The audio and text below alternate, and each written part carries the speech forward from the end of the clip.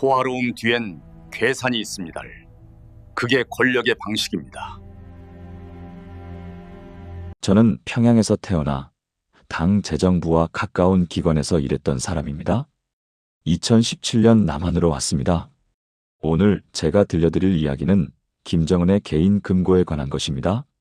여러분은 아마 이렇게 생각하실 겁니다. 금고? 그냥 돈 보관하는 곳 아닌가? 하지만 북한에서 최고 지도자의 금고는 단순한 돈 보관소가 아닙니다. 그건 권력을 지키는 마지막 보루이자 배신을 막는 보험이고 체제를 유지하는 심장 같은 곳입니다. 제가 북한에 있을 때 우리는 김정은의 재산에 대해 공개적으로 말할 수 없었습니다. 하지만 당 내부에서, 보위부 고위층에서, 그리고 무역 일선에서 일하는 사람들 사이에서는 모두가 알고 있었습니다. 수령님의 금고는 누구도 건드릴 수 없다는 것을요. 그 금고가 어디에 있는지, 누가 관리하는지, 얼마나 많은 돈이 들어있는지는 극소수만 알고 있지만 그 존재 자체는 체제의 비밀이면서도 공공연한 사실이었습니다. 오늘 이 시간 동안 저는 여러분께 그 금고의 이야기를 들려드리겠습니다. 어떻게 그것이 만들어졌는지, 왜 은행이 아닌 비밀 금고여야 했는지, 누가 그것을 지키는지, 그리고 그 돈이 단순히 사치를 위한 것이 아니라 생존을 위한 것임을 말씀드리겠습니다. 이것은 권력의 이야기이자 공포의 이야기이고 인간 본성의 이야기입니다. 김정은의 개인 금고는 소문이 아닙니다. 그것은 정교하게 설계된 시스템입니다. 많은 분들이 개인 금고라고 하면 집 안벽장에 숨겨둔 금고나 은행 금고를 떠올리실 겁니다. 하지만 북한 최고 지도자의 금고는 그런 차원이 아닙니다. 그것은 국가 안의 또 다른 국가이고 공식 경제 밖에 존재하는 비밀 경제의 심장입니다. 제가 처음 이 시스템에 대해 알게 된 건 2010년대 초반이었습니다. 당시 저는 대외무역 관련 부서에서 일하고 있었는데 어느 날 상급 간부가 조용히 제게 말했습니다. 동무, 우리가 벌어들인 외화가 어디로 가는지 아는가? 저는 당연히 국가 재정으로 들어간다고 생각했습니다. 하지만 그는 고개를 저었습니다. 일부는 가지. 하지만 진짜 좋은 돈은 따로 간다네. 그때 저는 이해하지 못했습니다. 국가 재정과 별도로 관리되는 돈이라니? 그게 무슨 의미인지 몰랐습니다. 하지만 시간이 지나면서 탈북 후 다른 증언자들을 만나면서 저는 그 시스템의 윤곽을 이해하게 되었습니다. 김정은의 개인 금고는 김일성 시대부터 시작된 70년이 넘는 역사를 가진 구조였습니다. 김일성은 해방 직후부터 자신의 권력 기반을 다지기 위해 개인 자금을 축적하기 시작했습니다. 소련의 지원, 중국의 원조, 그리고 북한 내부의 자원 금광, 은광, 무연탄 이 모두 그의 통제 아래 들어갔습니다. 하지만 그는 이 모든 것을 국가 재정으로 넣지 않았습니다. 왜일까요? 간단합니다. 국가 재정은 투명해야 하고 당 중앙위원회의 승인을 받아야 하고 여러 사람의 손을 거쳐야 합니다. 하지만 개인 금고는 오직 수령만이 통제합니다. 여러분, 이렇게 생각해 보십시오. 만약 여러분이 회사 사장인데 회사 돈을 쓰려면 이사회 승인을 받아야 한다면 어떻겠습니까? 급할 때, 위기 상황에서 빠르게 결정해야 할 때 불편하지 않겠습니까? 김일성이 직면한 상황이 바로 그랬습니다. 1950년대 중반, 그는 소련파와 연안파의 도전을 받았습니다. 그때 그가 쓴 무기는 군사력만이 아니었습니다. 돈이었습니다. 충성스러운 사람들에게 돈을 주고 의심스러운 사람들을 제거하고 필요한 곳에 즉각 자금을 투입하는 것, 이것이 가능했던 이유는 개인 금고가 있었기 때문입니다. 김정일은 이 시스템을 더욱 정교하게 만들었습니다. 1970년대부터 그는 당 조직 지도부를 통해 수령 경제를 구축했습니다. 이것은 공식 국가 경제와 완전히 분리된 시스템이었습니다. 예를 들어 북한의 금광에서 나오는 금은 두 가지 경로로 흘렀습니다. 하나는 무역성과 재정성을 통해 공식 외화 벌이로 사용되는 것이고, 다른 하나는 당 38호실을 통해 수령 자금으로 들어가는 것이었습니다. 38호실. 이것은 북한에서 가장 신비로운 조직 중 하나입니다. 공식적으로는 당 중앙위원회 38호 사업소라고 부릅니다. 하지만 그 실체는 김정일 개인 자금을 관리하는 비밀 재정부였습니다. 저는 한 번도 38호실에 들어가 본 적이 없습니다. 하지만 그곳과 연결된 무역회사에서 일하는 사람들을 알고 있었습니다. 그들이 저에게 한 말은 이랬습니다. 38호실 돈은 절대 만지면 안 된다. 한 푼이라도 잘못되면 온 가족이 끝난다. 김정일 시대의 개인 금고는 단순한 비상금이 아니었습니다. 그것은 권력의 도구였습니다. 1990년대 고난의 행군 시기, 북한 주민 수십만 명이 굶어 죽었습니다. 공장은 멈추고 배급은 끊기고 경제는 붕괴했습니다. 하지만 김정일의 개인 금고는 비어있지 않았습니다. 그는 그 돈으로 무엇을 했을까요? 인민을 살렸을까요? 아닙니다. 그는 군대를 먹였습니다. 핵무기를 만들었습니다. 그리고 자신의 사치를 유지했습니다. 한 탈북자가 제게 이런 이야기를 들려준 적이 있습니다. 그는 1990년대 후반 평양의 한 특수 상점에서 일했습니다. 그 상점은 오직 당 고위층만 이용할 수 있는 곳이었는데 어느 날 38호실에서 보낸 트럭이 왔답니다. 트럭에는 일본산 위스키, 스위스 초콜릿, 프랑스 향수가 가득했습니다. 그는 말했습니다. 그때 나는 생각했습니다. 길거리에서 사람들이 죽어가는데 여기서는 초콜릿을 나르고 있구나.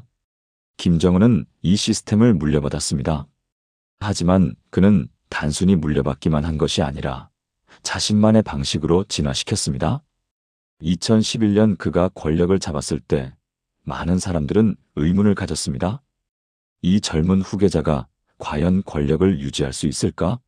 하지만 그는 할아버지와 아버지가 남긴 가장 강력한 무기를 쥐고 있었습니다. 바로 개인 금고였습니다. 탈북한 보위부 출신 인사가 남한 언론과의 인터뷰에서 이런 말을 했습니다. 김정은은 권력을 잡자마자 가장 먼저 한 일이 38호실과 39호실의 통제권을 확보하는 것이었다. 왜냐하면 그 두 조직이 수령 자금을 관리하기 때문이다. 돈을 장악하지 못하면 권력도 장악할 수 없다. 실제로 김정은은 2012년부터 2013년 사이 당 조직의 대대적인 개편을 단행했습니다. 그 과정에서 아버지 시대의 고위 간부들이 대거 숙청되거나 해임되었습니다. 장성택 숙청이 대표적인 예입니다. 장성택은 김정일의 매제이자 김정은의 고모부였습니다. 그는 당 행정부를 통해 북한 경제의 상당 부분을 장악하고 있었습니다. 특히 대중국 무역에서 큰 영향력을 가지고 있었습니다. 하지만 2013년 12월 그는 전격적으로 숙청되었습니다.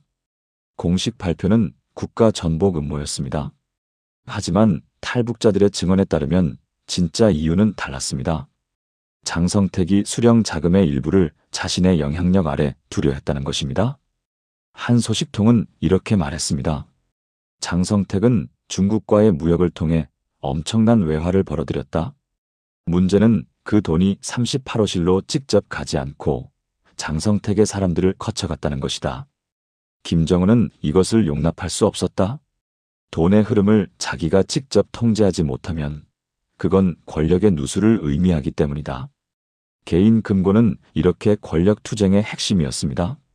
그것은 단순히 불을 쌓기 위한 것이 아니라 권력을 유지하기 위한 생존 장치였습니다. 김정은이 젊은 나이에 권력을 공고히 할 수 있었던 이유 중 하나는 그가 이 금고를 완벽하게 통제했기 때문입니다. 그렇다면 이 개인 금고에는 얼마나 많은 돈이 들어있을까요?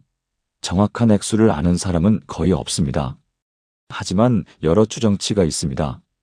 한국 정부와 국제 전문가들은 김정은의 비자금이 약 50억 달러에서 많게는 100억 달러에 이를 것으로 보고 있습니다. 이것은 북한 전체 GDP의 약 5분의 1에 해당하는 엄청난 금액입니다. 한 탈북 무역 일꾼은 제게 이렇게 말했습니다. 우리가 중국에서 물건을 팔고 받은 돈은 세 곳으로 나뉘었다. 하나는 무역회사 운영비, 하나는 중앙당에 상납하는 돈, 그리고 하나는 특별 계좌로 가는 돈이었다. 그 특별 계좌가 뭔지는 말하지 않았지만 우리 모두 알고 있었다. 그건 수령님 돈이었다. 이 시스템이 작동하는 방식은 매우 체계적입니다.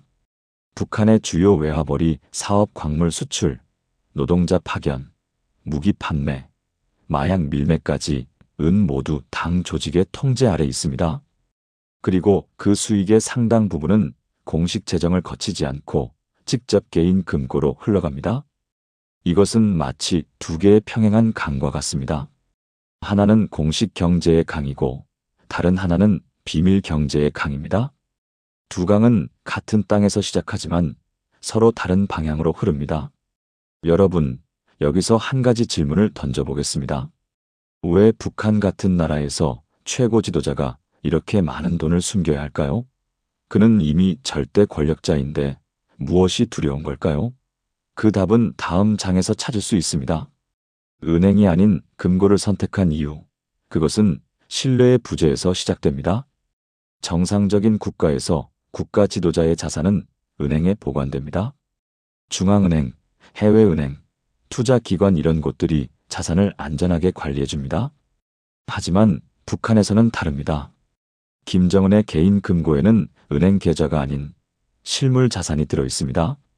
현금, 금, 달러, 유로, 심지어 귀금속과 보석까지. 왜일까요? 그 이유를 이해하려면 북한이 어떤 나라인지를 먼저 이해해야 합니다. 북한은 국제사회에서 고립되어 있습니다. 경제 제재를 받고 있고 금융 시스템이 국제표준과 단절되어 있습니다. 더 중요한 것은 북한 내부에서도 신뢰할 수 있는 금융 시스템이 없다는 점입니다. 은행은 있지만 그것은 인민을 위한 은행이지 수령을 위한 은행이 아닙니다. 그리고 무엇보다 은행은 기록을 남깁니다. 기록은 증거가 되고 증거는 약점이 됩니다. 제가 북한에 있을 때 당 간부들 사이에서 이런 말이 돌았습니다. 현금이 왕이다. 무슨 뜻일까요? 현금은 추적할 수 없고 기록을 남기지 않으며 언제든 사용할 수 있다는 뜻입니다. 은행 계좌는 해킹당할 수 있고 동결될 수 있고 정부 기관에 의해 감시될 수 있습니다. 하지만 금고 속의 현금은 오직 그것을 쥔 사람만이 통제할 수 있습니다. 한 탈북 보위원이 제게 들려준 이야기가 있습니다. 2010년대 초반 북한은 화폐 개혁의 실패로 큰 혼란을 겪었습니다. 하루아침에 국권 100원이 신권 1원으로 바뀌면서 많은 사람들이 평생 모은 돈을 잃었습니다. 하지만 당 고위층은 영향을 받지 않았습니다. 왜일까요? 그들의 돈은 북한 원화가 아니라 달러와 유로로 보관되어 있었기 때문입니다. 더 정확히 말하면 실물 현금으로 금고에 있었습니다. 그 보위원은 말했습니다. 화폐 개혁 직후 우리는 일부 고위 간부들의 집을 수색할 기회가 있었다.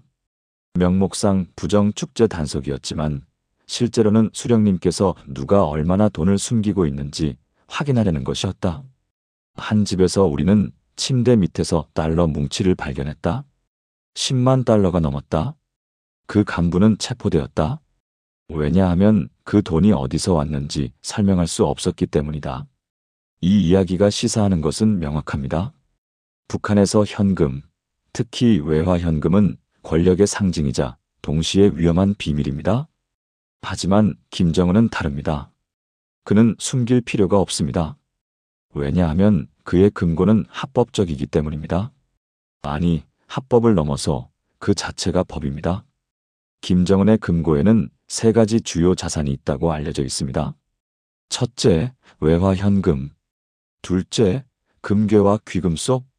셋째, 고가 물품 시계, 보석, 예술품 등입니다. 이 세 가지는 모두 공통점이 있습니다. 실물이고 국제적으로 가치가 인정되며 언제든 현금화할 수 있다는 점입니다. 먼저 외화 현금에 대해 말씀드리겠습니다. 북한은 1970년대부터 체계적으로 달러를 축적해왔습니다. 김정일 시대에는 벌기 위해서는 써야 한다는 논리로 대규모 외화벌이 사업을 벌였습니다. 북한 노동자를 해외에 파견하고 무기를 판매하고 심지어 위조 지폐를 만들기도 했습니다. 그렇게 벌어들인 달러는 어디로 갔을까요? 일부는 국가 재정으로 갔지만 상당 부분은 개인 금고로 흘러갔습니다. 한 일본 언론의 보도에 따르면 북한은 2000년대까지 미국 100달러 위조 지폐를 대량으로 제작했다고 합니다. 이른바 슈퍼노트라 불리는 이 위폐는 진짜와 거의 구별이 불가능할 정도로 정교했습니다. 미국 재무부는 북한 정부가 직접 관여했다고 주장했지만 북한은 부인했습니다. 하지만 탈북자들의 증언은 달랐습니다. 한 탈북 무역 일꾼은 이렇게 말했습니다. 우리는 중국에서 물건을 살 때 가끔 그 돈을 썼다. 상급자가 주는 대로 썼다. 그게 진짜인지 가짜인지 우리가 알 방법은 없었다. 이런 불법적인 외화벌이가 모두 김정은의 금고로 갔다고 단정할 수는 없습니다.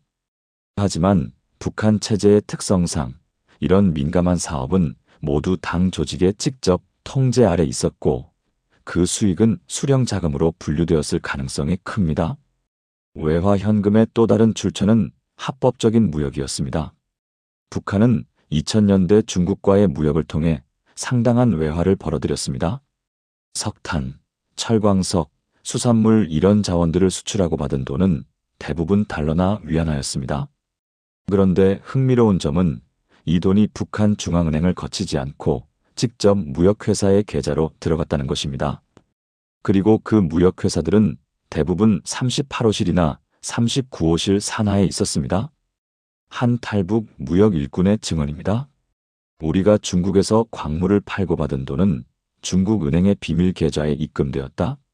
그 계좌는 회사 명의였지만 실제로는 당 조직의 통제를 받았다.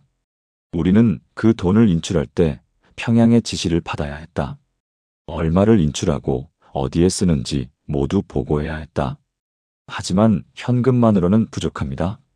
현금은 인플레이션의 영향을 받고 시간이 지나면 가치가 떨어질 수 있습니다. 특히 달러는 미국의 경제 정책에 따라 변동성이 있습니다. 그래서 김정은의 금고에는 금이 있습니다. 금은 인류 역사상 가장 안정적인 가치 저장 수단입니다. 전쟁이 나도 경제가 붕괴해도 금은 여전히 금입니다. 북한은 상당한 금 매장량을 가지고 있습니다. 한국광물자원공사의 추정에 따르면 북한의 금 매장량은 약 2000톤 이상으로 추정됩니다. 이것을 현재 금 시세로 환산하면 수백억 달러에 달합니다. 물론 이 모든 금이 채굴되거나 김정은의 금고에 있는 것은 아닙니다. 하지만 북한은 1970년대부터 체계적으로 금을 채굴하고 비축해왔습니다. 제가 아는 한 탈북자는 북한의 금광에서 일했습니다. 그는 제게 이런 이야기를 들려줬습니다. 금광에서 채굴된 금은 두 가지로 나뉘었다. 하나는 공식 생산량으로 기록되어 무역성으로 가는 것이고 다른 하나는 기록되지 않고 특별 호송대가 가져가는 것이었다. 우리는 그 특별 호송대를 당의 차라고 불렀다. 그 차가 오면 모두 작업을 멈추고 기다려야 했다. 이 금은 어디로 갔을까요? 평양의 비밀 금고로 갔을 가능성이 큽니다. 금은 무겁고 부피가 크기 때문에 숨기기 어렵습니다. 하지만 그만큼 가치가 높고 어디서든 통용됩니다. 김정은이 위기 상황에서 해외로 도피해야 한다면 금은 가장 유용한 자산이 될 것입니다. 세 번째 자산은 고가 물품입니다. 이것은 조금 특이한 범주인데 김정은의 개인 취향과 관련이 있습니다. 그는 명품 시계, 고급 술, 외제차, 요트 등을 수집하는 것으로 알려져 있습니다. 이런 물품들은 단순한 사치품이 아니라 일종의 유동성 있는 자산입니다. 예를 들어 스위스 명품 시계는 중고 시장에서도 높은 가격을 유지합니다. 김정은이 수집한 시계만 해도 수백만 달러 가치가 될 것으로 추정됩니다. 한국 정부의 한 보고서에 따르면 김정은은 2010년대 초반 스위스에서 수백만 달러 상당의 명품을 구매했다고 합니다. 이것은 북한에 대한 사치품 수출 금지 조치에도 불구하고 이루어진 일이었습니다. 어떻게 가능했을까요? 우회 경로를 통해서입니다. 북한의 외교관들이 제3국을 통해 물품을 구매하고 외교 행랑으로 평양으로 반입했습니다. 한 탈북 외교관 출신은 이렇게 증언했습니다. 우리는 가끔 수령님을 위한 특별 구매 임무를 받았다. 시계, 향수, 술 이런 것들을 사서 외교 행랑에 넣어보내야 했다. 만약 이것을 잃어버리거나 손상시키면 큰 처벌을 받았다. 어떤 동료는 시계 한 개를 깨뜨려서 수용소에 갔다. 이 모든 자산 현금, 금, 고가 물품은 왜 은행이 아닌 금고에 있어야 할까요? 그 이유는 통제와 안전입니다. 은행 계좌는 해외에 있다면 제재로 동결될 수 있고 국내에 있다면 내부 반란으로 압류될 수 있습니다. 하지만 실물 금고는 물리적으로 그곳에 있습니다. 그것을 빼앗으려면 직접 그곳에 가서 문을 열어야 합니다. 그리고 그 문을 여는 것은 거의 불가능합니다. 한 보위부 출신 탈북자는 이렇게 말했습니다. 수령님의 금고는 여러 곳에 분산되어 있다. 각 금고는 최고 수준의 보안 시설로 보호된다. 철문, 경비병, CCTV, 그리고 무엇보다 충성심으로 무장한 사람들이 지킨다. 그 금고에 접근하려면 최소 3단계의 허가가 필요하고 각 단계마다 다른 사람이 확인한다. 여러분, 여기서 한 가지 생각해 볼 점이 있습니다. 김정은은 왜 이렇게 많은 자산을 실물로 보관할까요? 그는 자기 나라의 최고 권력자입니다. 원하면 은행을 만들고 법을 만들고 자신의 돈을 어떤 방식으로든 보호할 수 있습니다. 하지만 그는 여전히 금고를 선택합니다. 그 이유는 신뢰의 부재입니다. 그는 은행을 믿지 않고 시스템을 믿지 않으며 심지어 자기 부하들도 완전히 믿지 않습니다. 그가 믿는 것은 오직 자신의 눈으로 볼 수 있고 손으로 만질 수 있는 것들 뿐입니다. 이것은 독재자의 심리를 잘 보여줍니다. 권력이 클수록 의심도 커집니다. 김정은은 역사를 통해 배웠습니다. 많은 독재자들이 쿠데타로 쓰러졌고 그들의 자산은 몰수되었습니다. 은행 계좌는 순식간에 동결되고 투자 자산은 사라졌습니다. 하지만 금고 속의 금과 현금은 마지막까지 남아 있었습니다. 그렇다면 이 금고를 누가 지킬까요? 아무리 튼튼한 금고라도 지키는 사람이 배신하면 소용없습니다. 다음 장에서는 김정은이 어떻게 충성을 사고 배신을 막는지 알아보겠습니다. 금고가 아무리 튼튼해도 지키는 사람이 없으면 무용지물입니다. 김정은의 개인 금고를 지키는 사람들은 누구일까요? 그리고 그들은 왜 배신하지 않을까요?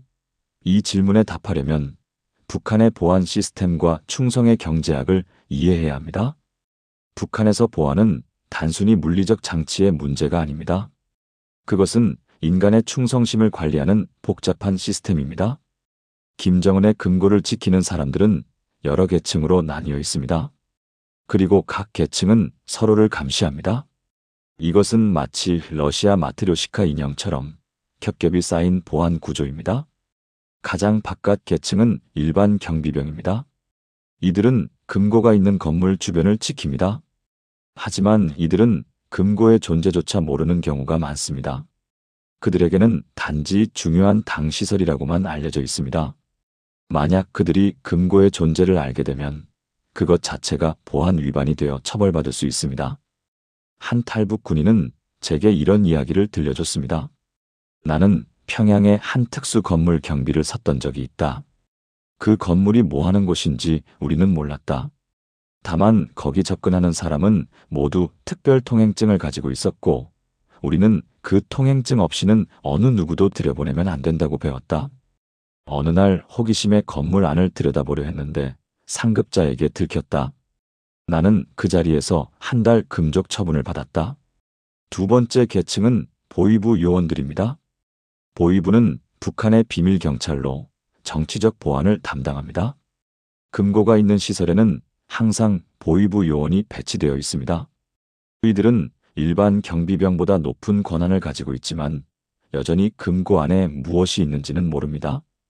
그들의 임무는 단지 시설의 보안을 유지하고 수상한 움직임을 감시하는 것입니다. 한 탈북 보위부 출신은 이렇게 말했습니다. 우리는 특정 건물을 경비하는 임무를 받았다. 그곳에는 당 간부들만 출입했다. 우리는 그들이 무엇을 하는지 물어볼 수 없었다. 다만 누가 언제 들어가고 나왔는지 기록하고 보고하는 것이 우리 일이었다. 만약 누군가 허가 없이 접근하면 우리는 사살 명령을 받았다. 세 번째 계층은 호위사령부 요원들입니다. 호위사령부는 김정은의 신변을 직접 보호하는 조직입니다. 이들은 북한에서 가장 충성스럽고 훈련된 인력으로 구성되어 있습니다. 금고의 직접 경비는 대부분 호위사령부가 담당합니다. 이들은 금고의 존재를 알고 있지만 여전히 그 안에 무엇이 있는지는 정확히 모르는 경우가 많습니다. 한 소식통에 따르면 호위사령부 요원들은 금고 경비를 설 때 특별한 훈련을 받는다고 합니다. 그들은 어떤 상황에서도 명령에 복종해야 하고 금고에 대해 어떤 질문도 해서는 안 된다고 배웁니다. 만약 호기심을 보이거나 동료와 금고에 대해 이야기하면 즉시 보고되고 처벌받습니다. 네 번째 계층은 당 조직의 핵심 간부들입니다. 38호실과 39호실의 고위 관리들이 여기 속합니다. 이들은 금고를 직접 관리하는 사람들입니다. 그들은 금고 안에 무엇이 있는지 알고 자산의 이동을 감독합니다. 하지만 그들조차도 전체 그림을 보지는 못합니다. 각자 자신의 담당 부분만 알고 다른 사람의 영역에는 접근할 수 없습니다. 한 탈북 당 간부는 이렇게 증언했습니다. 나는 38호실 산하무역회사에서 일했다. 우리는 외화를 벌어들였고 그 돈을 특정 계좌에 입금했다. 하지만 그 돈이 어디로 가는지, 얼마나 축적되어 있는지는 알 수 없었다. 우리는 단지 우리 부분만 맡았을 뿐이다. 만약 다른 부서의 일에 대해 물으면 그것은 사상적 문제로 간주되었다. 마지막 계층은 김정은 본인입니다. 오직 그만이 전체 그림을 알고 모든 금고의 위치와 내용을 파악하고 있습니다. 그리고 그는 정기적으로 금고를 점검한다고 알려져 있습니다. 이것은 단순히 자산을 확인하는 것이 아니라 관리하는 사람들에게 내가 보고 있다는 메시지를 보내는 행위입니다. 이렇게 겹겹이 쌓인 보안 구조는 매우 효과적입니다. 각 계층은 서로를 감시하고 누구도 전체를 알지 못합니다. 이것은 정보를 분산시켜 배신의 가능성을 줄이는 전략입니다. 만약 한 사람이 배신하려 해도 그는 전체 시스템에 대한 정보가 없기 때문에 제한적인 손해만 끼칠 수 있습니다. 하지만 보안 시스템만으로는 충분하지 않습니다. 인간은 기계가 아닙니다. 아무리 감시를 받아도 이득이 충분히 크면 배신할 수 있습니다. 그래서 김정은은 또 다른 무기를 사용합니다. 바로 보상입니다. 금고를 지키는 사람들은 북한에서 가장 좋은 대우를 받습니다. 호위사령부 요원들은 평양의 좋은 아파트를 배정받고 특별 배급을 받으며 자녀들은 좋은 학교에 다닙니다. 38호실과 39호실의 간부들은 더욱 풍요로운 삶을 삽니다. 그들은 외화 상점을 이용할 수 있고 수입품을 구매할 수 있으며 해외 출장을 갈 수 있습니다. 한 탈북자는 이렇게 말했습니다. 북한에서 38호실에서 일한다는 것은 일종의 특권이었다. 그곳 사람들은 다른 사람들이 꿈도 꾸지 못하는 삶을 살았다. 좋은 집, 좋은 음식, 좋은 교육, 이 모든 것이 보장되었다. 그 대가는 절대적인 충성이었다. 하지만 보상만으로도 부족합니다. 당근이 있으면 채찍도 있어야 합니다. 배신하면 어떻게 되는가? 북한에서 수령의 자산을 건드리는 것은 가장 무거운 죄입니다. 처벌은 개인에게만 그치지 않습니다. 연좌제로 인해 가족 전체가 수용소로 보내집니다. 한 탈북 보위부 출신은 제게 이런 사례를 들려줬습니다. 2000년대 초반 당 재정부의 한 간부가 외화를 횡령한 사실이 드러났다. 그는 중국과의 무역에서 일부 돈을 빼돌렸다. 액수는 크지 않았다. 몇만 달러 정도였다. 하지만 그는 공개 처형되었다. 그의 아내와 자녀들은 수용소로 보내졌다. 우리 보위부 내부에서는 이것을 본보기 사건이라고 불렀다. 누구든 수령님의 돈을 건드리면 이렇게 된다는 메시지였다. 이 공포는 매우 효과적입니다. 사람들은 아무리 큰 유혹이 있어도 배신의 대가가 너무 크다는 것을 알고 있습니다. 그들이 횡령한 돈으로 해외로 도망가더라도 북한에 남은 가족은 고통받을 것입니다. 이것은 심리적 족쇄입니다. 하지만 가장 강력한 통제 수단은 따로 있습니다. 바로 상호 감시입니다. 금고를 지키는 사람들은 서로를 감시하도록 교육받습니다. 만약 동료가 의심스러운 행동을 하면 그것을 보고하지 않는 것도 범죄가 됩니다. 이것은 신뢰를 무너뜨립니다. 아무도 동료를 완전히 믿을 수 없습니다. 한 탈북자는 이렇게 표현했습니다. 북한에서 일하는 것은 유리 바닥을 걷는 것과 같았다. 언제 깨질지 모르고 주변 사람들도 모두 같은 유리 바닥을 걷고 있다. 누군가 넘어지면 그 사람을 구하는 것이 아니라 보고해야 한다. 그렇지 않으면 자신도 같이 넘어진다. 이 시스템은 매우 잔인하지만 효과적입니다. 김정은의 금고는 지금까지 단 한 번도 내부 배신으로 뚫린 적이 없다고 알려져 있습니다. 물론 외부에서는 정확히 알 수 없지만 만약 그런 일이 있었다면 큰 숙청이 뒤따랐을 것이고 그 흔적이 남았을 것입니다. 여러분, 여기서 한 가지 질문을 던져보겠습니다. 만약 여러분이 그 금고를 지키는 사람이라면 배신할 수 있겠습니까? 외부에서 보면 간단해 보일 수 있습니다. 돈을 가지고 도망가면 되잖아? 하지만 실제로는 그렇게 간단하지 않습니다. 가족이 인질이고 동료가 감시자이며 탈출 경로는 거의 없습니다. 그리고 무엇보다 오랜 세월 동안 주입된 충성심과 공포는 쉽게 사라지지 않습니다. 하지만 김정은은 한 가지 더 알고 있습니다. 아무리 완벽한 시스템도 한 곳에만 집중되면 위험하다는 것을요. 그래서 그는 금고를 한 곳에만 두지 않습니다. 다음 장에서는 금고의 이동과 분산에 대해 이야기하겠습니다. 달걀을 한 바구니에 담지 마라. 이것은 투자의 기본 원칙입니다. 분산하면 위험이 줄어듭니다. 김정은도 이 원칙을 잘 알고 있습니다. 그의 개인 금고는 한 곳에 있지 않습니다. 여러 곳에 분산되어 있고 정기적으로 이동합니다. 왜일까요? 그 이유는 간단합니다. 안전입니다. 만약 모든 자산이 한 곳에 있다면 그곳이 공격받거나 폭로되었을 때 모든 것을 잃게 됩니다. 하지만 여러 곳에 나누어 두면 하나가 위험에 처해도 나머지는 안전합니다. 이것은 리스크 관리의 기본이자 독재자의 생존 전략입니다. 김정은의 금고가 정확히 몇 개나 되는지는 아무도 모릅니다. 하지만 탈북자들의 증언과 정보기관의 분석을 종합하면 적어도 대여섯 곳 이상의 주요 금고가 있을 것으로 추정됩니다. 이 금고들은 평양과 그 주변 그리고 북한 전역의 비밀 장소에 숨겨져 있습니다. 한 탈북 당 간부는 이렇게 증언했습니다. 나는 한 번 특별 운송 임무를 맡은 적이 있다. 우리는 야간에 트럭으로 어떤 물건을 운반해야 했다. 그 물건이 무엇인지는 말해주지 않았다. 다만 절대 열어보거나 충격을 가해서는 안 된다고 했다. 우리는 평양에서 출발해 북쪽으로 몇 시간을 달렸고 산속의 한 시설에 도착했다.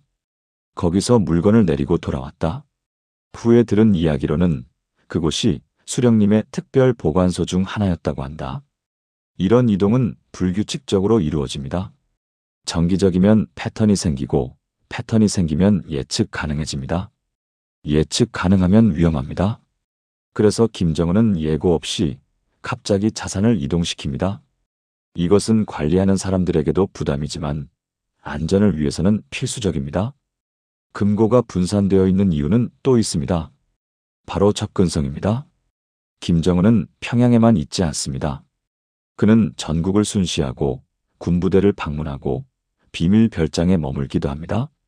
만약 금고가 평양에만 있다면 그가 다른 곳에 있을 때 자산에 접근하기 어렵습니다. 하지만 여러 곳에 금고가 있다면 어디서든 필요할 때 사용할 수 있습니다. 한 소식통은 이렇게 말했습니다. 김정은은 여러 개의 별장을 가지고 있다. 원산, 묘향산, 백두산 근처 이런 곳들에 호화로운 시설이 있다. 그리고 그 시설들에는 모두 비밀 금고가 있다고 한다. 그는 그곳에 머물 때 필요한 것을 즉시 꺼낼 수 있다. 금고의 위치는 극비사항입니다. 심지어 관리하는 사람들도 전체 위치를 알지 못합니다. 각자 자신이 담당하는 금고만 알 뿐입니다. 이것은 정보 분산의 원칙입니다. 한 사람이 모든 것을 알면 그 사람이 배신하거나 체포되었을 때 모든 것이 노출됩니다.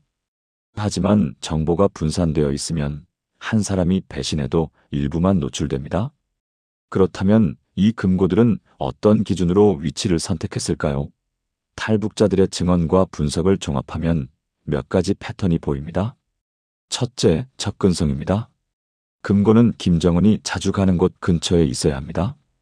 평양의 주요 당 건물, 개성의 별장, 원산의 리조트 이런 곳들 근처에 금고가 있을 가능성이 큽니다. 둘째, 은폐성입니다. 금고는 눈에 띄지 않는 곳에 있어야 합니다. 지하 벙커, 산속 터널 또는 일반 건물로 위장한 시설 이런 곳들이 이상적입니다. 한 탈북 군인은 평양 근처에 한 산에 거대한 지하시설이 있다는 소문을 들었다고 했습니다. 우리는 그곳을 치료기지라고 불렀다. 무엇이 있는지는 모르지만 특수부대가 철통같이 경비하고 있었다. 셋째, 안전성입니다. 금고는 자연재해나 군사 공격으로부터 안전해야 합니다. 지진이 적고 폭격에 견딜 수 있는 구조여야 합니다.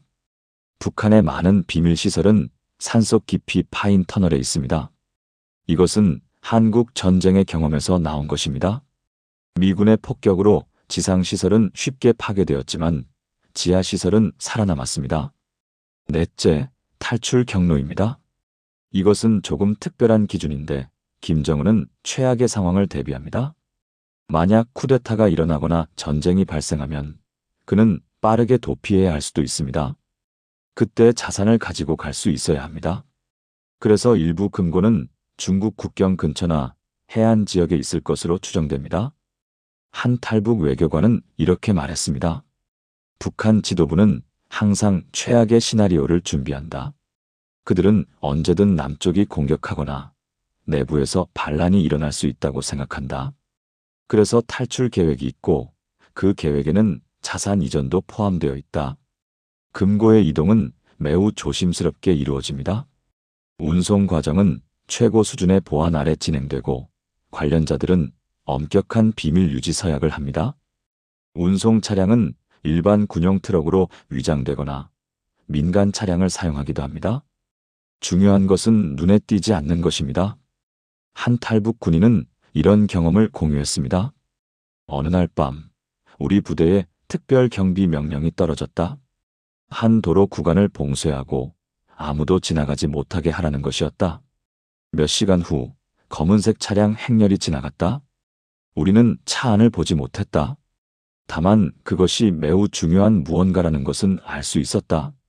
그 후에 우리는 그날 본 것에 대해 절대 말하지 말라는 명령을 받았다. 이런 이동은 때로 국제적인 차원에서도 이루어집니다.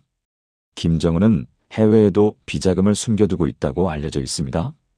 중국, 싱가포르, 스위스 이런 나라의 비밀 계좌나 금고에 자산을 보관하고 있을 가능성이 있습니다. 물론 제재로 인해 이것이 점점 어려워지고 있지만 여전히 우회 경로는 존재합니다. 한국 정부의 한 보고서는 김정은이 중국에 약 10억 달러 이상의 자산을 숨겨두고 있다고 추정했습니다. 이것은 북한과 친밀한 중국 기업인들의 명의로 된 계좌나 부동산 형태로 보관되어 있다고 합니다. 만약 북한 체제가 위기에 처하면 김정은은 이 자산을 활용해 해외에서 망명 생활을 할 수 있습니다. 하지만 해외 자산은 위험합니다. 다른 나라의 법과 규제를 받기 때문입니다. 제재가 강화되면 동결될 수 있고 정치적 상황이 변하면 압류될 수도 있습니다. 그래서 김정은은 대부분의 자산을 북한 내부에 보관하는 것을 선호한다고 알려져 있습니다. 자기 땅에 있어야 자기가 통제할 수 있기 때문입니다. 금고의 분산과 이동은 김정은에게 심리적 안정감을 줍니다. 그는 한 곳이 위험에 처해도 다른 곳이 안전하다는 것을 알고 있습니다. 이것은 마치 여러 개의 생명줄을 가진 것과 같습니다. 하나가 끊어져도 다른 것이 그를 지탱해 줍니다. 하지만 이 시스템에도 약점은 있습니다. 금고가 많을수록 관리가 복잡해지고 보안 위험도 커집니다. 더 많은 사람이 관여하고 더 많은 이동이 필요하기 때문입니다. 김정은은 이 균형을 유지하기 위해 끊임없이 노력합니다. 너무 적으면 위험하고 너무 많으면 통제가 어렵습니다. 여러분, 여기서 생각해 볼 점이 있습니다. 김정은은 왜 이렇게 복잡한 시스템을 유지할까요? 단순히 돈을 보관하는 것이라면 한두 곳에 집중하는 것이 효율적일 것입니다. 하지만 그는 효율보다 안전을 택했습니다. 이것은 그가 살고 있는 세계를 보여줍니다. 그 세계는 신뢰가 없고 배신이 일상이며 생존이 최우선인 곳입니다. 다음 장에서는 김정은이 가장 두려워하는 것, 바로 배신과 숙청에 대해 이야기하겠습니다. 그리고 그가 어떻게 공포를 보험으로 사용하는지 알아보겠습니다. 권력은 고독합니다. 특히 독재 권력은 더욱 그렇습니다. 김정은은 절대 권력을 가졌지만 동시에 절대 고독을 느낍니다. 그는 주변 사람들을 믿을 수 없습니다. 역사는 그에게 교훈을 주었습니다. 많은 독재자들이 가장 가까운 사람에게 배신당했습니다. 김정은은 이것을 너무나 잘 알고 있습니다. 그의 개인 금고는 단순히 재산을 보관하는 곳이 아닙니다.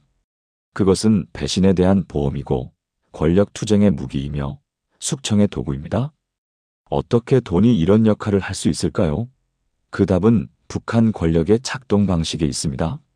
북한에서 충성은 거래입니다. 김정은은 충성을 받고 그 대가로 특권을 줍니다. 좋은 직책, 좋은 집, 좋은 배급, 이 모든 것이 충성의 대가입니다. 하지만 이것만으로는 충분하지 않습니다. 왜냐하면 특권은 다른 사람도 줄 수 있기 때문입니다. 만약 누군가 쿠데타를 일으키고 더 많은 특권을 약속한다면 사람들은 흔들릴 수 있습니다. 그래서 김정은은 또 다른 카드를 사용합니다. 바로 공포입니다. 그는 배신의 대가가 얼마나 끔찍한지 끊임없이 보여줍니다. 숙청은 단순히 적을 제거하는 것이 아니라 살아남은 사람들에게 보내는 메시지입니다. 나를 배신하면 이렇게 된다. 김정은이 권력을 잡은 후 진행한 숙청은 수백 명에 이른다고 알려져 있습니다. 고모부 장성택, 이복형 김정남, 인민무력부장 현영철, 이들은 모두 한때 권력의 핵심에 있었지만 김정은에 의해 제거되었습니다. 이 숙청들은 무작위가 아닙니다. 그것은 계획된 것이고 메시지가 담겨 있습니다. 장성택의 숙청을 예로 들어보겠습니다. 2013년 12월 그는 당 정치국 확대회의에서 체포되었습니다. 북한 매체는 그를 당과 인민의 원수라고 불렀습니다. 그의 죄목 중 하나는 수령 경제를 좀먹으려 한 것이었습니다. 이것은 매우 중요한 표현입니다. 수령 경제, 이것은 김정은의 개인 자산을 관리하는 시스템을 의미합니다. 한 탈북 당 간부는 제게 이렇게 설명했습니다. 장성택의 진짜 죄는 권력 투쟁에서 진 것이다. 하지만 공식 발표에서 수령 경제를 언급한 것은 의도적이다. 그것은 당내 간부들에게 메시지를 보내는 것이다. 수령님의 돈을 건드리면 이렇게 된다는 것을 말이다. 장성택은 공개 재판을 받고 곧바로 처형되었습니다. 그의 측근들도 대거 숙청되었습니다. 그의 가족들은 수용소로 보내졌거나 행방불명되었습니다.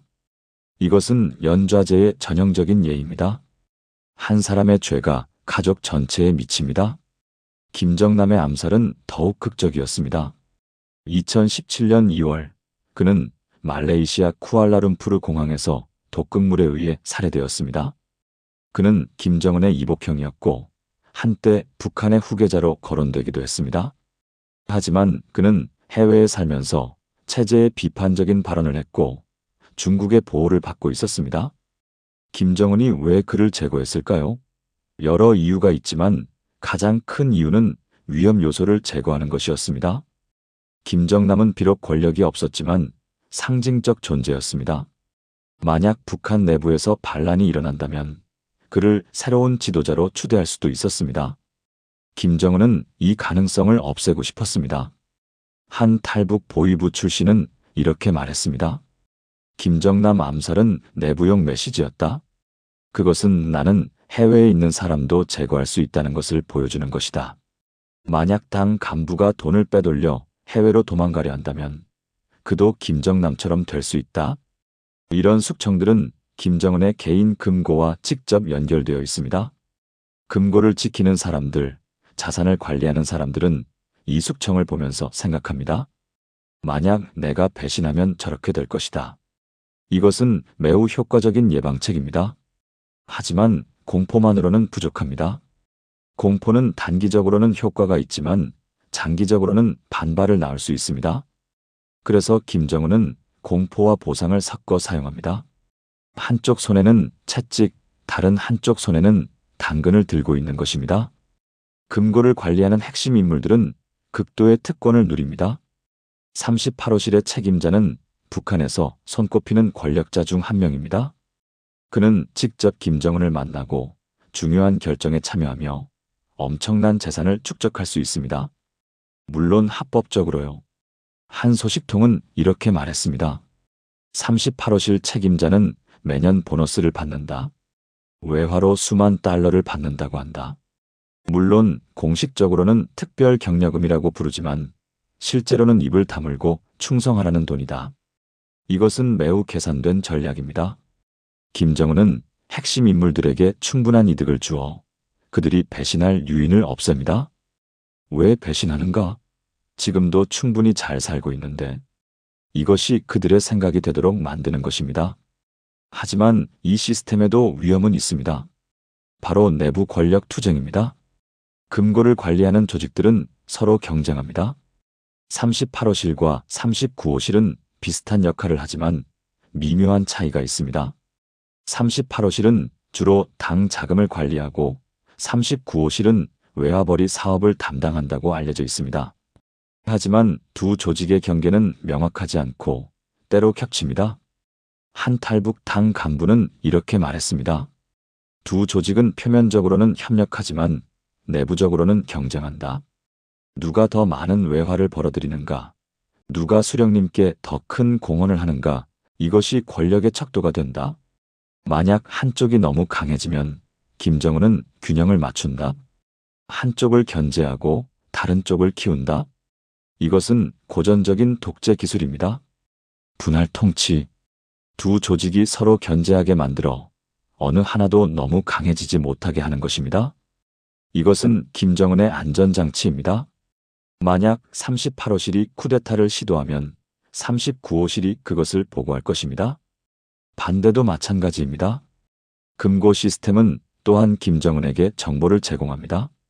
누가 얼마나 돈을 다루는가, 누가 외화를 많이 접촉하는가, 이것은 권력의 지도입니다. 김정은은 이 정보를 통해 누가 위협이 될 수 있는지 파악합니다. 만약 어떤 간부가 갑자기 외화를 많이 다루게 되면 그는 감시 대상이 됩니다. 한 탈북 보위부 출신은 이렇게 증언했습니다. 우리는 정기적으로 당 간부들의 재산 상태를 조사한다. 누가 얼마나 집을 가지고 있는가, 어떤 차를 타는가, 자녀들이 무엇을 하는가, 이 모든 것이 기록된다. 만약 수입에 비해 재산이 과도하게 많으면 그것은 의심의 대상이 된다. 이 감시는 끝이 없습니다. 금고를 지키는 사람들도 감시받고 감시하는 사람들도 또 다른 사람에게 감시받습니다. 이것은 신뢰의 완전한 부재를 의미합니다. 아무도 믿지 못합니다. 하지만 이런 시스템은 김정은 자신에게도 부담입니다. 그는 끊임없이 경계해야 하고 끊임없이 균형을 맞춰야 합니다. 한순간 방심하면 그것이 치명적인 약점이 될 수 있습니다. 이것은 독재자의 저주입니다. 권력을 얻기 위해 신뢰를 포기했지만 신뢰 없이는 진정한 안정도 없습니다. 여러분, 여기서 한 가지 질문을 던져보겠습니다. 만약 여러분이 김정은의 위치에 있다면 어떻게 하시겠습니까? 모든 사람이 잠재적 배신자일 수 있는 상황에서 어떻게 권력을 유지하시겠습니까? 돈으로 충성을 살 수 있을까요? 아니면 공포로 복종을 강요할 수 있을까요? 김정은의 답은 둘 다입니다. 그는 돈과 공포를 동시에 사용합니다. 그리고 그 중심에 개인 금고가 있습니다. 금고는 그에게 자유를 줍니다. 언제든 돈을 꺼내 충성을 살 수 있고 언제든 그 돈을 끊어 배신자를 벌할 수 있습니다. 이것이 그의 권력의 원천입니다. 하지만 이 모든 것의 최종 목적은 무엇일까요? 단순히 부를 쌓기 위함일까요? 아니면 사치를 즐기기 위함일까요? 다음 마지막 장에서는 김정은 개인 금고의 진짜 목적에 대해 이야기하겠습니다. 그것은 여러분이 생각하는 것과는 조금 다를 수 있습니다. 우리는 지금까지 김정은의 개인 금고에 대해 이야기했습니다. 그것이 어떻게 만들어졌는지, 왜 은행이 아닌 실물 금고인지, 누가 지키는지, 어떻게 분산되어 있는지, 그리고 배신을 어떻게 막는지 살펴봤습니다. 이제 가장 중요한 질문이 남았습니다. 이 모든 것의 목적은 무엇일까요? 많은 사람들은 김정은을 사치스러운 독재자로 생각합니다. 명품, 요트, 코냑 이런 이미지가 그를 상징합니다. 그래서 사람들은 생각합니다. 그는 인민이 굶주리는 동안 자기만 호화롭게 살려고 돈을 모은다. 이것은 부분적으로는 맞습니다. 김정은은 확실히 사치를 즐깁니다. 하지만 이것이 전부는 아닙니다. 사실 사치는 부차적인 목적입니다. 진짜 목적은 생존입니다. 김정은의 개인 금고는 그의 생명줄입니다. 그것은 단순히 돈을 보관하는 곳이 아니라 권력을 유지하는 도구이고 위기를 극복하는 수단이며 최악의 상황에서 탈출할 수 있는 마지막 수단입니다. 이것을 이해하려면 김정은이 살고 있는 세계를 이해해야 합니다. 북한은 언제든 붕괴할 수 있는 체제입니다. 경제는 취약하고 국제사회에서 고립되어 있으며 내부 불만은 쌓여가고 있습니다. 김정은은 이것을 알고 있습니다. 그는 역사를 통해 배웠습니다. 소련은 붕괴했고 동유럽의 공산 정권들은 무너졌으며 루마니아의 차우셰스쿠는 인민에게 처형당했습니다. 리비아의 카다피는 반군에게 살해되었고 이라크의 사담 후세인은 교수형에 처해졌습니다. 김정은은 이런 독재자들의 운명을 자세히 연구했다고 알려져 있습니다. 그는 그들이 무엇을 잘못했는지, 어떻게 하면 그들과 다른 결말을 맞을 수 있는지 고민했습니다. 그리고 그는 하나의 결론에 도달했습니다. 돈이 있어야 살아남을 수 있다. 왜 돈이 생존과 연결될까요? 여러 이유가 있습니다. 첫째, 돈은 충성을 삽니다. 북한의 권력 구조는 개인적 충성에 기반합니다. 군부, 보위부, 당 간부들 이들은 김정은에게 충성하는 대가로 특권을 받습니다. 만약 김정은이 그들에게 줄 것이 없다면 충성도 사라질 것입니다. 금고는 그에게 끝없는 자원을 제공합니다. 언제든 돈을 꺼내 충성을 보상할 수 있습니다. 한 탈북 당 간부는 이렇게 말했습니다. 북한에서 권력은 결국 분배의 문제다. 누가 얼마나 특권을 나누어 주는가, 이것이 권력의 크기를 결정한다. 김정은이 강한 이유는 그가 가장 많이 줄 수 있기 때문이다. 수령 자금이 그것을 가능하게 한다. 둘째, 돈은 위기를 극복하는 수단입니다. 북한은 경제 제재로 어려움을 겪고 있지만 완전히 붕괴하지는 않았습니다.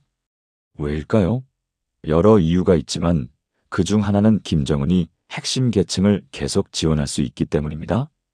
평양 엘리트들은 여전히 비교적 안정적인 삶을 살고 있습니다. 그들에게 배급이 끊기지 않고 외화 상점이 운영되며 특권이 유지됩니다. 이것이 가능한 이유는 수령 자금이 있기 때문입니다. 한 소식통은 이렇게 설명했습니다. 제재가 강화되면서 북한 경제는 어려워졌다. 하지만 평양 중심부는 여전히 밝다. 고급 레스토랑이 영업하고 외화 상점에 물건이 있다. 이것은 수령 자금으로 수입되는 것들이다. 김정은은 평양 엘리트들을 만족시키는 것이 정권 유지의 핵심임을 알고 있다. 셋째, 돈은 최악의 상황에서 탈출 수단입니다.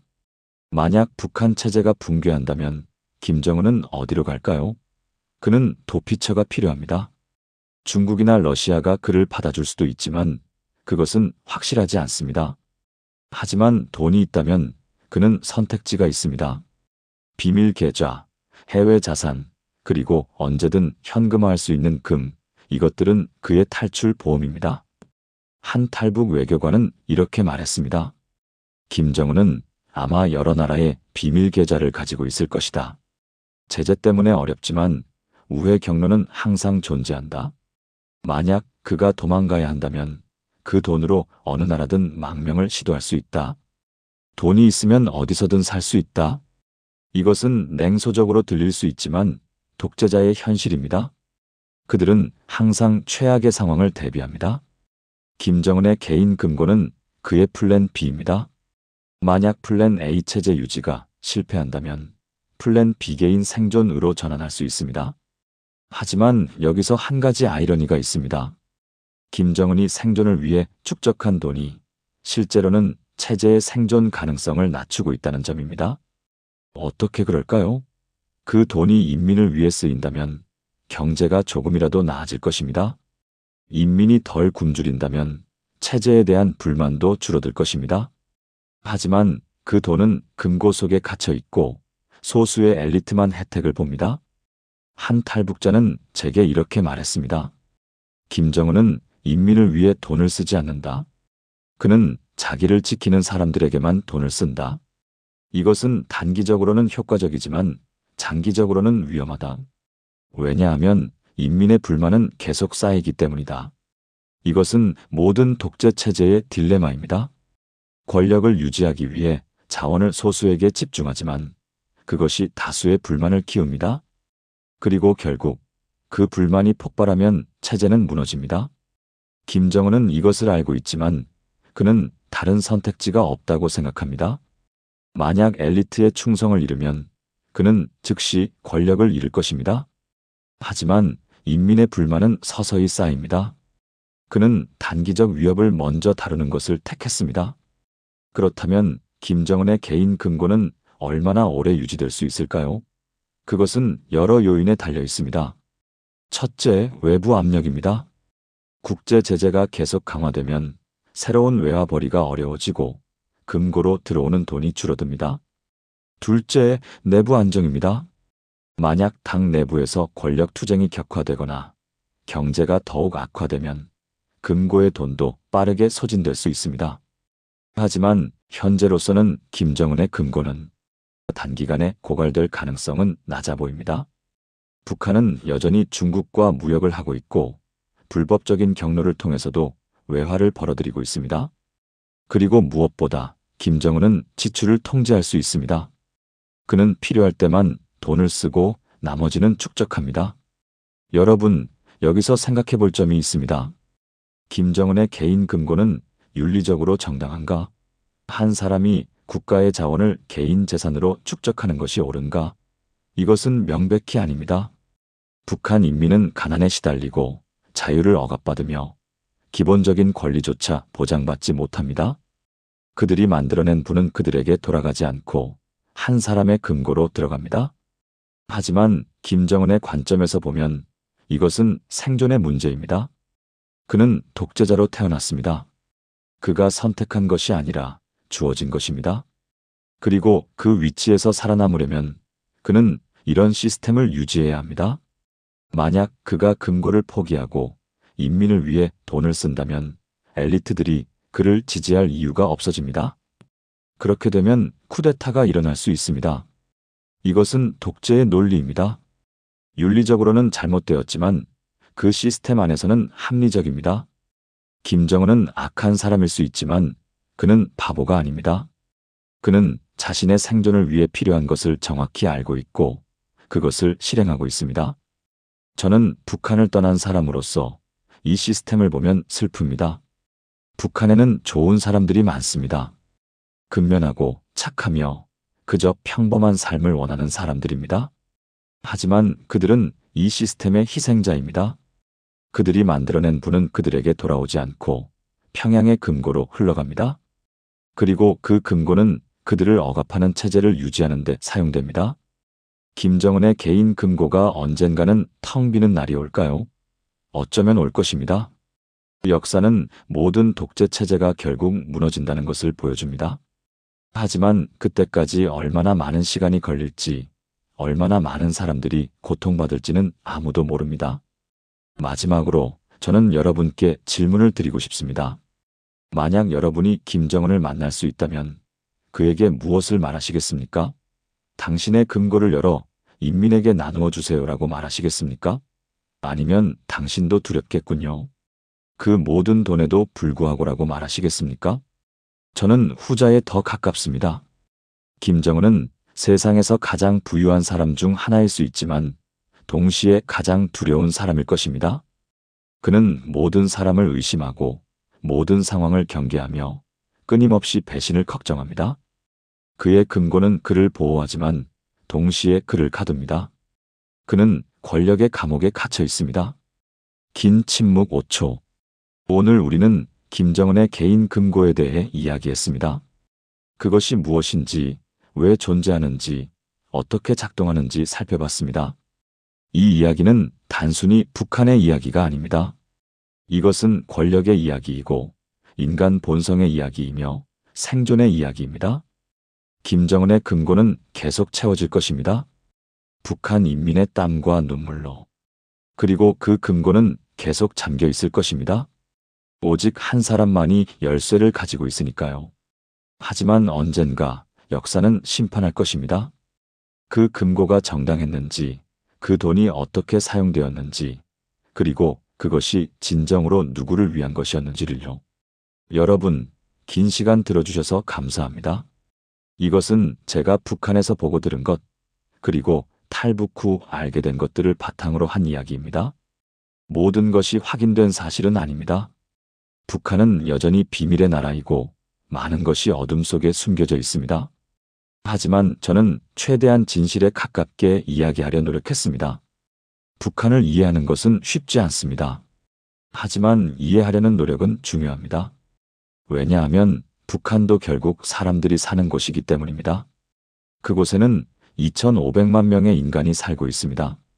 그들의 이야기가 들려지고 그들의 고통이 인정받기를 바랍니다. 그리고 언젠가 김정은의 금고가 열리는 날이 온다면 그 안에 있는 것이 북한 인민을 위해 사용되기를 바랍니다. 그것이 병원을 짓고 학교를 세우고 사람들에게 희망을 주는 데 쓰이기를 바랍니다. 그날이 오기를 꿈꿉니다. 감사합니다.